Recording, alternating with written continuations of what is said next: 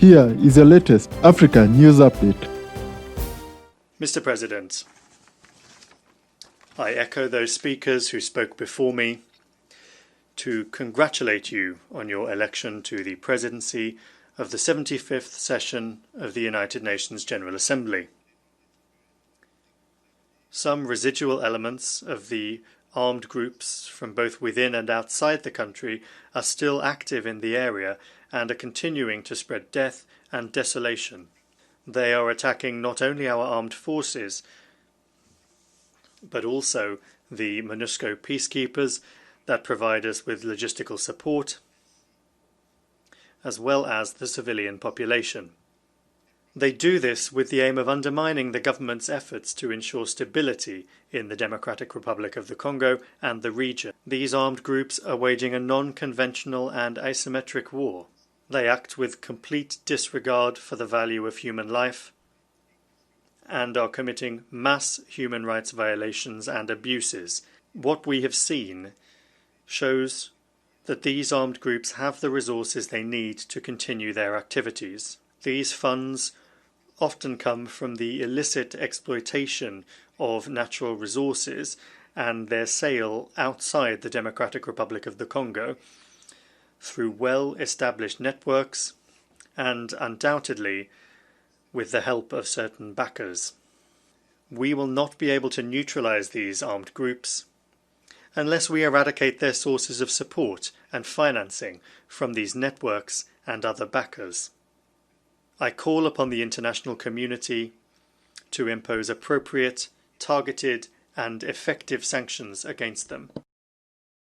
That is why I reiterate my pressing call for reform of the United Nations Security Council to make it more transparent, more democratic, and more representative of the makeup of our organization. For more than a decade, we have been reiterating the glaring injustice done to the African continent in its representation on the Security Council, as well as in the various international organizations that make up the UN system. The sense of frustration caused by what is essentially indifference in the face of something so unquestionable feeds frustrations in society and the general population, which sometimes spill over into violence in many countries.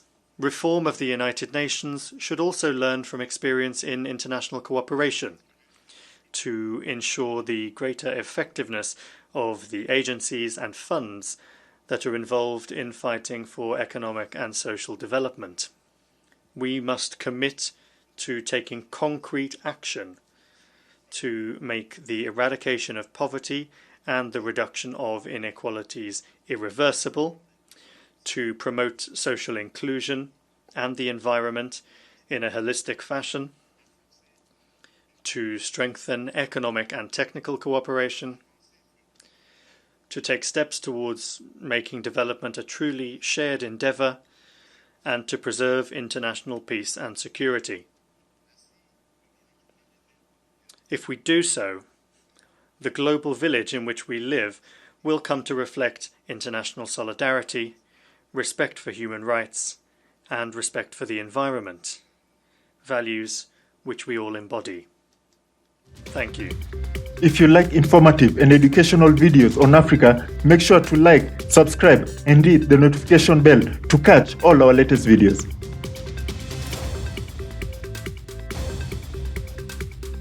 And please feel free to leave your suggestions, news tips, or topics about Africa you'd like us to cover.